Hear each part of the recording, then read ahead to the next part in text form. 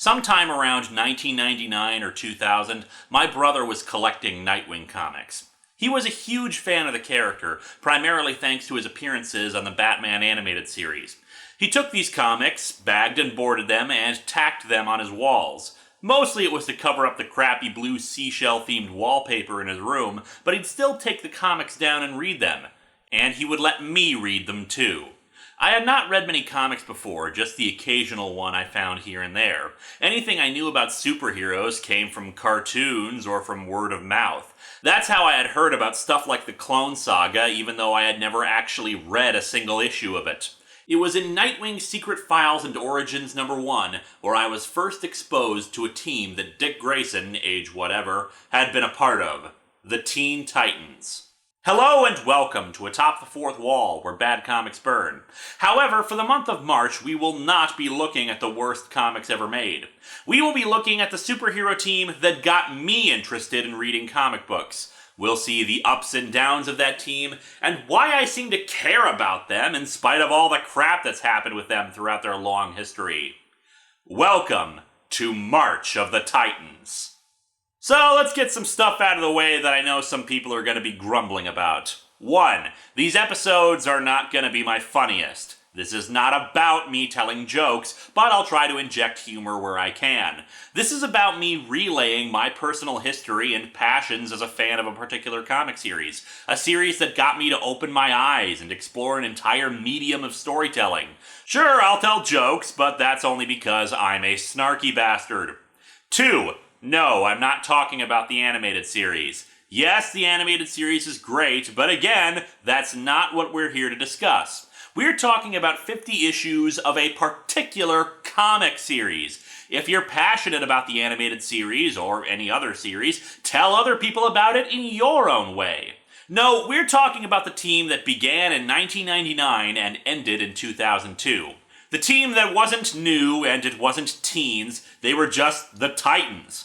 And that brings us to number 3. I'm not going to talk about what came after it. Geoff Johns' 2003 Teen Titans book was all fine and good, but that isn't my favorite incarnation of the team, and there's a lot about it that I disliked, owing either to really stupid character development, or him feeling the need to retcon elements of character motivation and history to fit his own view of how things should work. It was still enjoyable, sure, but it isn't the book that made me the hat-wearing, comic-reviewing, don't care about no movies cause they ain't no comics-loving guy that you all see today. However, The Titans as a book was always one that embraced its varied history, always tried to move the characters into the next stages of their lives, and not just be, well, let's reboot everything in 10 years and hope nobody complains. That's why I started this series of videos to begin with. The 2011 reboot, despite originally hinting that there were Teen Titans teams before, has now gone out of its way to say that their team is the first to ever be called the Teen Titans. And as a fan of what has come before, it is offensive to me and to its 40-plus years of history. But before we can get to my favorite book, we need to talk about the team and what has come before. This week, we'll be taking a broad look at the history of the Titans up until next week's feature, a mini-series called The Technis Imperative. So let's dig into the history of the Teen Titans and figure out just who the hell these people are.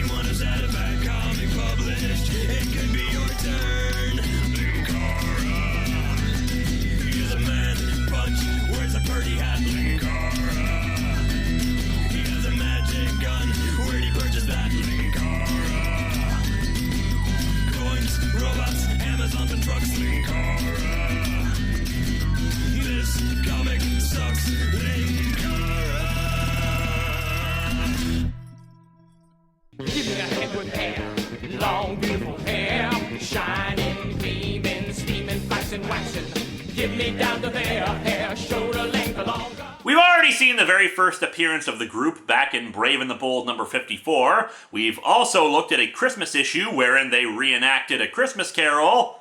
Poorly. But what else did the series have to offer? Were there other members, or was it just the Fab Five? Who were the villains they fought? Well, let's go all the way back to 1966 with the original comic series, the first issue of which they fought the Beast God of Xochitl. And people say I hate the Silver Age. How can I hate the Silver Age when there is a comic that features the Beast God of Xochitl? Albeit one way is to force me to turn the opening splash page on its side in order to read the text. Damn it, 1966! I thought that was more of a thing in the 90s to be forced to turn a comic on its side and take you out of the story. They're here, those kids with the superhero beat. I prefer the superhero turnip myself. Fighting, battling. One would say those two are the same thing. Daring, dashing, and even thinking. Teenagers thinking? What new spore of madness is this? Not only does their first outing have them fighting a giant conquistador statue and joining the Peace Corps, but they also briefly fight Killdozer. Awesome! In the second issue, they established more details about the team, like how they would get calls for help from teenagers, they operated out of a cave, later called the Titans Lair, and their vehicle was a big helicopter with the words Teen Titans written across it. Because, well, even teenagers need to secure their brand name. It also featured Wonder Girl tying her ponytail around a tree and having all the other Titans hanging from her leg. Give me that head with hair, long beautiful hair. For those of you only familiar with the animated series, a lot of the goofier villains featured there actually got their start here. For example, Ding Dong Daddy and the Mad Mod. Both characters that make a hell of a lot more sense in the 60s than they did in the early 2000s, but what you gonna do? Mad Mod, by the way, will be making a reappearance later on, but we'll get to that. Another weird one was also in Roy Harper's first comic featuring the team, an international organization dedicated to hate and distrust. Diablo! Stay a while and listen. Speaking of guest stars, future Teen Titans regular Beast Boy, renamed Changeling and then Beast Boy again later, even had an issue where he guest starred, trying to join the team because the Doom Patrol wouldn't let him actively engage in missions because he needed parents' permission. The Titans turn him down for the same reason, which is just laughable considering you have to imagine Robin pleading with Batman to join the team like he was pleading to attend a concert. You just don't understand me, Batman! Why won't you let me join the Teen Titans? No, I know what you teenagers do when you get together. You sit and listen to rock and roll, don't you? Don't you? A lot of this stuff was weird, but weird in that awesome comic book kind of way, despite questionable science. For example, when the teens go up against a vigilante group who want to tar and feather some foreign exchange students, the Titans fight them and Wonder Girl lifts up two guys. Sort of. Yikes, we're going up! Can't let go, we're stuck! You should know I can make my wrist bracelets magnetic by just willing it. And of course, I can make them non-magnetic just as easily by unwilling it. And if your hands were metal, that would mean something. I notice that no one ever brings that up when talking about Donna Troy's confusing backstory.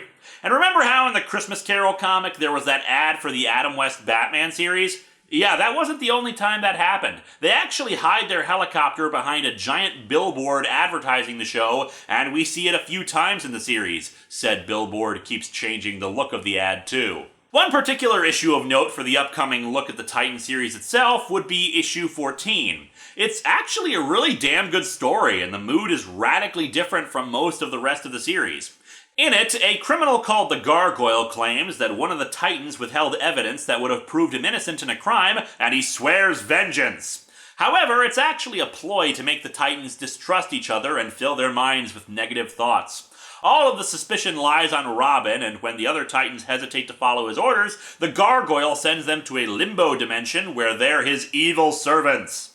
The media thinks the other Titans are dead, and it's not exactly a far-off idea from what they're actually happening. And Robin has to face criminals on his own and find a way to defeat the Gargoyle, too. While it still contains lots of 60s era dialogue and references to both the Beatles and the Monkees, it's a rather dark story compared to the rest, especially when you consider that the following issue has the Titans going to Hippie Town, USA to defend said hippies from a biker named Captain Rumble and disguising themselves as hippies.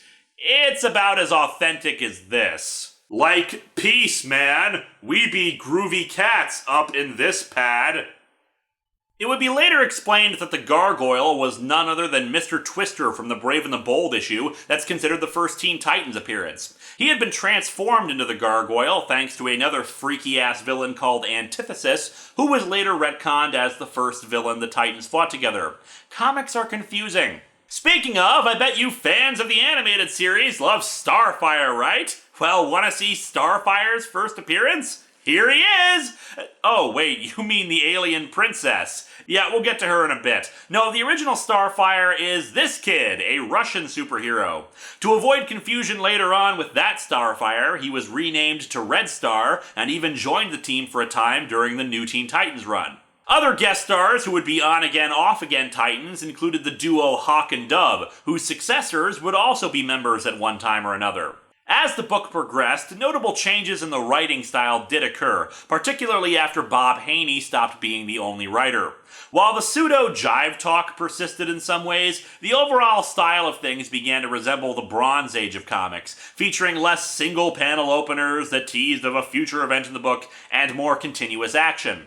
Panel arrangement varied from the standards, and the art was more experimental in places. Hell, they even began to have multiple issues with a continuous story, including one featuring interdimensional aliens from an earlier issue. Speedy became a permanent member of the team, while Aqualad became more of a guest star, no doubt because they were having trouble figuring out what the hell to do with him, since he's a water-based character.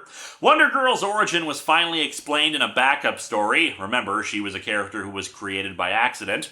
And in keeping with that, a tradition was started in which every time Donna's origin was rewritten, something new would be altered about the character, usually her costume or her powers. In-universe, well, here's why she decides to switch costumes. I think this might be a good time to get around to making a new costume. I was getting tired of that old one, and it was getting kinda raunchy. Getting kind of raunchy? If you don't count the cape, you technically wear more clothes than Robin. The new Wonder Girl. How about that, Tigers? Great costume, but I think you're confusing yourself with Mary Jane Watson. Be careful, Donna, or else Satan will erase your future marriage from history too. Issue 25 introduced a new Titan to the group named Lilith, a go-go dancer who has psychic abilities, although mostly precognition. After an incident where a well-known peace advocate is killed, she introduces them to the richest man on Earth, a man named Lauren Jupiter, who brings in the Titans to be a peacekeeping force to teach teenagers about the world they're going to inherit when they grow up. Robin leaves the group because he wants to continue his studies in college, and the others decide to pursue the mission without costumes and powers while living in an unlisted floor of a building run by robots and swear off any kind of violence. Yeah, that doesn't last long, but it is really damn weird. They're joined by another future superhero named Mal Duncan and get subliminal instruction from Mr. Jupiter on how to pilot a rocket to Venus. Did I mention that this part of the series was really damn weird? For crying out loud, they go to the moon as a stopping point before they head to Venus! And I'm here alone, 1/4 miles from Earth. I know I shouldn't, but I can't keep from shivering. It's cold as the grave here. It's frightening. Relax, we're on the moon. What could possibly go wrong? I suppose it does make sense to a certain degree. This was only a few months after the moon landing. A lot of advertisements of the comic also had space themes and model kits recreating the lunar lander and such. But still, it's a big what the hell for a comic that only a short time ago had featured the hippie town. Like I said, though, they dropped the no costumes or powers thing fairly quickly, mostly with Aqualad telling them to get their sorry asses back in gear. This involves a plot by Aquaman's nemesis Ocean Master teaming up with aliens. We're up against a group of aliens, creatures from outer space! From outer space? Aw, come on, you've gotta be kidding! Only 2 weeks ago, you were on the moon! And you met aliens! Mr. Jupiter remained around to finance the team, but it was more traditional superhero stuff, or at least the heroes bumbling into situations, until the book was cancelled with issue number 43, but revived a few years later and continued its numbering, despite the fact that within the book, as far as they were concerned, they had split up for 2 years. They're brought together again by a false distress call made by Dr. Light, who makes quick work of the team. What's most noticeable about this era is that the group is more willing to fight with each other.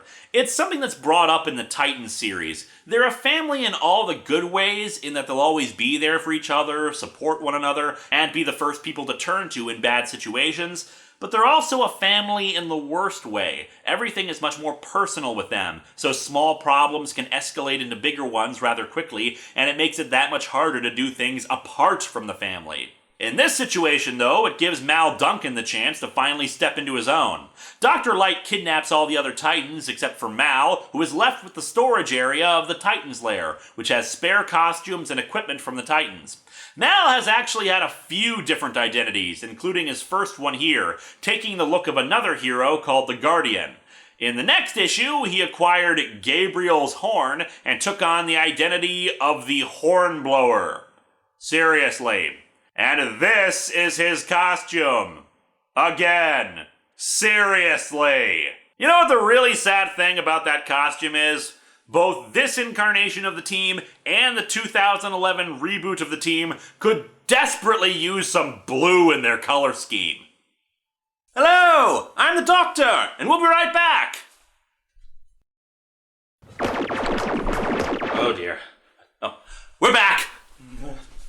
Fortunately, he only sported that for a single issue before reverting to the Guardian again. Other heroes got introduced in the book too, including Mal's girlfriend Karen, who became Bumblebee. Also, Joker's daughter. Long story there, and it's not important. She's better known as Dwella Dent, who you might remember as being the first victim of Countdown. You want more weirdness? Instead of continuing to operate out of the cave with all their equipment and stuff, they instead decide to build and operate a restaurant/disco. Yes, really. In the 50th issue, they introduced a concept that's never really taken off despite several attempts: Teen Titans West. It's actually a team book tradition that sometimes the roster will expand to the point where a second version of a group will be running around. The Justice League did it with both Justice League International and Justice League Europe. The Avengers had just the Avengers, and then Avengers West Coast. And then there was the Justice Society and JSA All-Stars. With the Titans, the West Coast branch, and in one case, the East Coast branch, never really took off despite repeated attempts to make it work. So who made up this team? Well, Beast Boy, Hawk and Dove, Lilith, and 2 newcomers, sort of. There's Golden Eagle, who was Hawkman's kinda sorta protege, and then there was Batgirl. No, not that one. No, not that one. This one. Okay, I've briefly talked about Frederick Wortham, whose book Seduction of the Innocent suggested that Batman and Robin were in a gay relationship. Remember, this was the 1950s, so that was a big no-no. As a counter to this, DC created the characters of Batwoman and Batgirl to show that they were totally not gay and so wanted to bang these brightly colored distaff counterparts. To be fair, both characters got a better shake in modern times, with Batwoman becoming an ass-kicking crime fighter lesbian, rather ironic given her character history, while Batgirl, aka Betty Kane, was reinvented years later as Flamebird, a Robin fangirl who wanted to be a crime fighter, but kept getting told by Robin, and later Nightwing, that she wasn't cut out for it. She then reinvented herself, got a badass new attitude, and surprisingly was one of the characters who survived the 2011 reboot. Anyway, the 70 series came to an end with issue 53 due to low sales, where we learn a revised version of the team's origin, as well as the team members all going their separate ways. This would all work out for the better, though, since it led to what was probably the most successful run of the team. 1980 witnessed the debut of the New Teen Titans, written by Marv Wolfman and drawn by George Perez. And naturally, the first issue was a collector's item, despite the lack of Mr. T trading card. Although, to be fair, Mr. T was not well known at this point. However, I would suggest that the awesomeness of Mr. T would transcend time itself. Strangely enough, the book begins with an epilogue. Not sure how the hell that works, but it features the alien woman named Coriander, aka Starfire, breaking free of Gordanian slavers and stealing a ship that will bring her to Earth.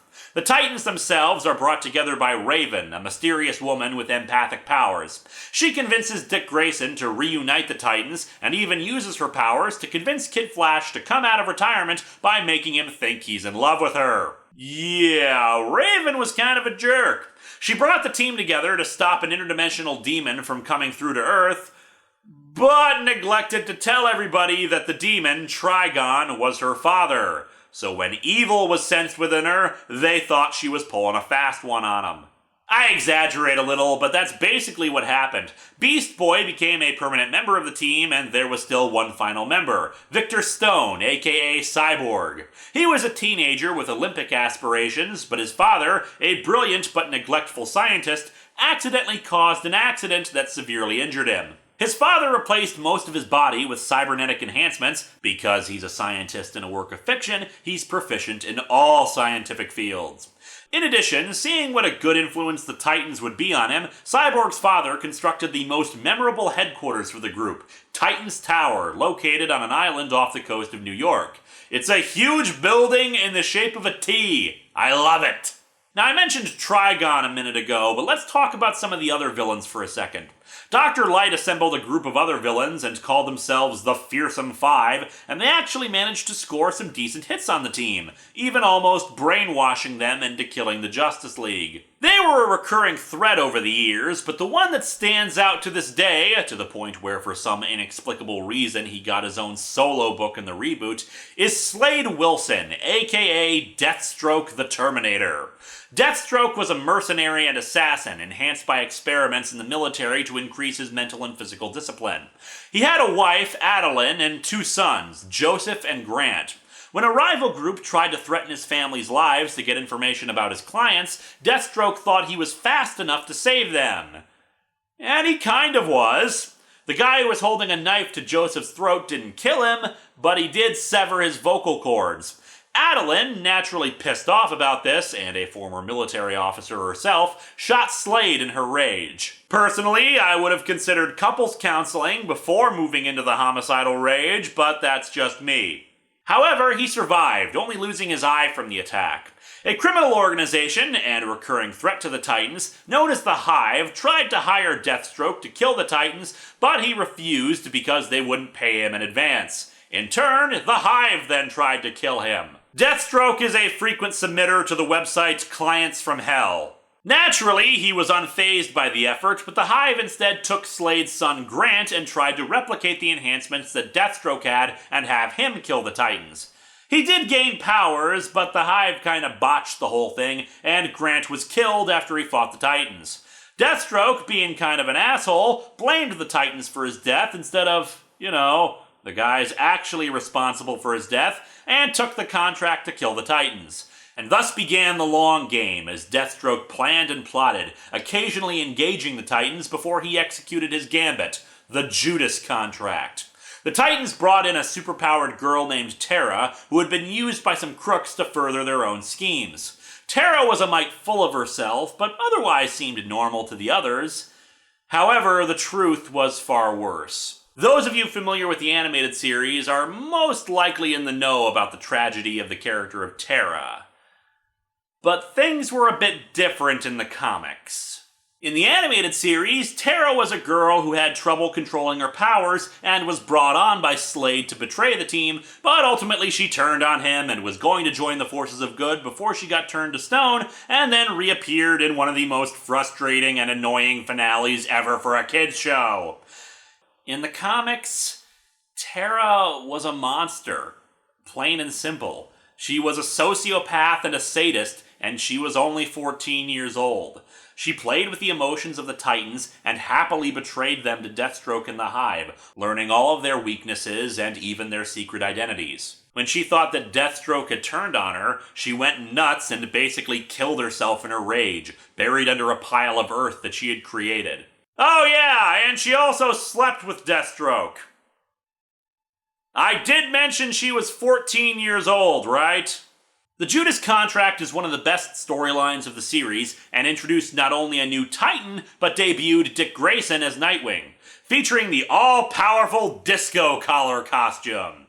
And the new team member? None other than Deathstroke's other son, Joseph, now mute because of his severed vocal cords. As far as I know, I'm pretty sure Joseph, going by the name Jericho, was actually the first superhero who spoke in sign language. He was a gentle soul through and through, compassionate and loving. Also, the enhancements that his father had been given passed on to him in a new way. Jericho had the ability to possess other people if he made eye contact with a person, controlling their body. After all of that, Deathstroke actually opted to retire. Mostly. He came back several times throughout the rest of the book, and in the early 90s he got his own spin-off book and sort of became DC's answer to the Punisher. I don't know how long his solo series lasted, but I'm pretty sure it actually endured for quite a while, and he even had another kid, a daughter named Rose. We'll be getting back to her later, of course. But wait! Wasn't there a reason why the Titans were formed in the first place? Oh yeah! That interdimensional demon who wants to, you guessed it, take over the world. Of course! Raven was raised by a society of pacifists and mystics in a place called Azarath, who taught her to control her emotions, lest the evil within her be unleashed and she'd be Trigon's pawn. Raven's mother, Arella, aided the Titans against Trigon as best as she could, though obviously things did not go well. The Titans fought Trigon early in their tenure, and got their asses kicked. Severely. The new Teen Titans got relaunched as part of a DC initiative called Hardcover Softcover, wherein books would first be printed on much nicer material and then reprinted months later in standard material, and the first storyline for the Titans was Trigon's return and conquest of the Earth. Over the course of the series, Raven had interacted less and less with the team and began wearing her hood 24/7, her appearance looking more and more sickly and gaunt until she disappeared, Jericho experiencing a vision of Trigon's coming. As a storm begins to gather around New York City, the Titans bring in Lilith in the hopes that her psychic abilities will help them locate Raven.